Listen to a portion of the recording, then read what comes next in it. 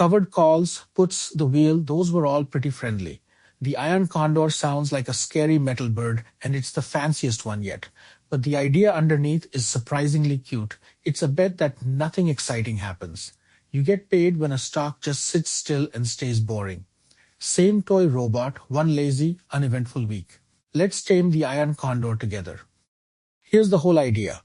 Sometimes you look at the robot and think, you know what, I don't think this price is going anywhere exciting this week. It'll probably just wobble around right where it is. An iron condor lets Lucy bet exactly that. She picks a range, let's say between $8 and $12, and bets the robot's price stays inside it. And people pay her money right now to make that bet. She's not betting up and she's not betting down. She is betting on boring. So Lucy draws two lines, a floor at $8 and a ceiling at $12. Her bet is simple. As long as the robot's price stays between those two lines, she wins and keeps the money.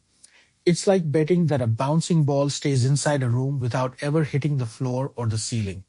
The wider she makes the room, the easier it is to win, but the less she gets paid. The narrower the room, the more she's paid, but the easier it is to lose. She just picks a range she's comfortable with. Now here's the clever, safe part. When Lucy makes this bet, she collects money up front. But she also buys two little safety nets, one far below at $6 and one far above at $14. Those nets cost her a little, but they mean that even if she's totally wrong and the robot goes crazy, she can never lose more than a set, known amount. That's the iron in Iron Condor. It's the built-in armor. She knows her maximum possible win and her maximum possible loss before she even starts. No nasty surprises. So the week goes by. In the happy ending, the robot does exactly what Lucy predicted, which is nothing. It just wobbles around, staying somewhere between $8 and $12 the whole time. Her bet is a winner. All of those promises expire worthless, and Lucy keeps every bit of the money she collected up front. She got paid for the robot being boring. And this is exactly why traders love iron condors, because most of the time, most stocks really are kind of boring. But what if the robot isn't boring? What if it crashes down past 8 or rockets up past 12? Then Lucy's bet loses, and she has to pay out. But remember those safety nets she bought at 6 and 14? They catch her. Her loss is capped at a known amount, and it can't spiral out of control. That's the trade-off of an iron condor. You win small and often when things are calm, but you can lose bigger when a stock makes a surprise, sharp move. Boring is your friend here, and drama is your enemy. In real trading, an iron condor is built from 4 option pieces at once, which is why it sounds so complicated. But it's just Lucy's bet. Below the current price, you sell a put and buy a cheaper put as your net. That's the floor. Above the price, you sell a call and buy a farther call as your net. That's the ceiling. You collect money for the whole package. If the stock stays between your floor and ceiling until expiration, you keep it all.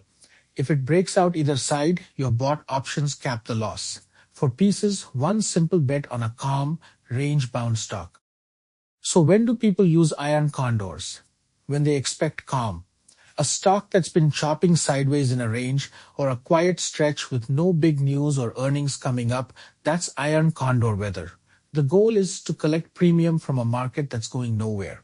It's a favorite of traders who'd rather bet on what won't happen than try to guess which direction a stock is about to explode.